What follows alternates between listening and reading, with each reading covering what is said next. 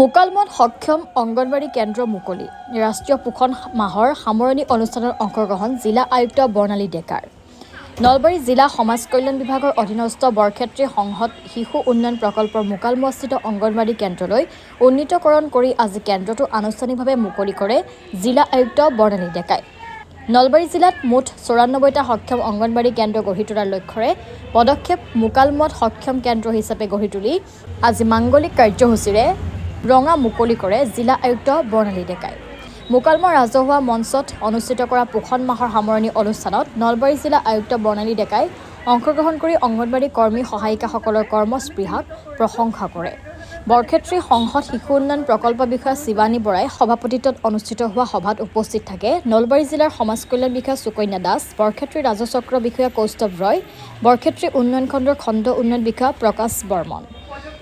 News desk report NDS news. Content থাকিব যাতে book কৰ্নাৰটো থাকিলে আমি প্ৰথম অৱস্থাত গোটেই জিলাখন কভাৰ কৰিব নোৱাৰোঁ, হয়তো আমি 25টামান অংগনবাড়ী কভাৰ কৰিম আৰু এইটো এটা সৰু এটা এমাউণ্ট, মানে অলপ অলপ আমি এখন এখন তাতে বুক শেল্ফ আৰু কিছু কিতাপ অংগনবাড়ীবিলাকত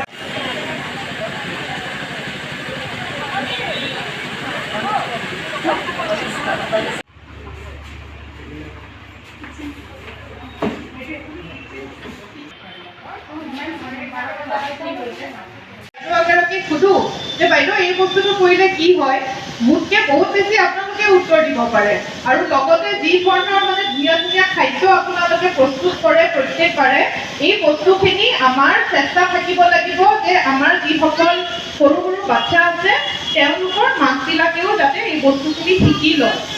কোকৰাঝাৰত বস্তুবোৰ কি ধৰণে দিব লাগে যাতে শিশুটোৱে সেই বস্তুটো খাই ভাল পায়। এই কথাবোৰৰ ওপৰত বহুত বিতংভাৱে আমি আকৌ আলোচনা কৰিম। এটা আৰু সুখবৰ দি পেলাই মই শেষ কৰিব বিচাৰিছোঁ যে আজিৰ পৰা ষ্টাৰ্ট কৰিছোঁ যে অংগনবাড়ী চেণ্টাৰবিলাকত বুক কৰ্নাৰ্ছ আমি দি আছোঁ। আমি পিছ কৰি আছিলোঁ, কিন্তু তাৰ পিছত আমি অনুৰোধ জনাইছিলোঁ আপোনালোকক যে এই কামখিনি ভালকৈ কৰক আৰু হয়তো আমাৰ অনুৰোধ স্বীকাৰ কৰি আপোনালোকে কামখিনি ভালকৈ কৰিছে, এই কথাটো মানিবই লাগিব যে সুন্দৰকৈ কাম কৰিছে আৰু যিটো যোৱাবাৰৰ CM ডেছবৰ্ডৰ ৰেংকিং সেইটোত নলবাৰী অসমৰ ভিতৰতো ৫ম স্থানত আছে। আপোনালোক আটাইৰে বাবে এক ৰাউণ্ড ধুনীয়াকৈ হাত চাপৰি। এতিয়া পোষণৰ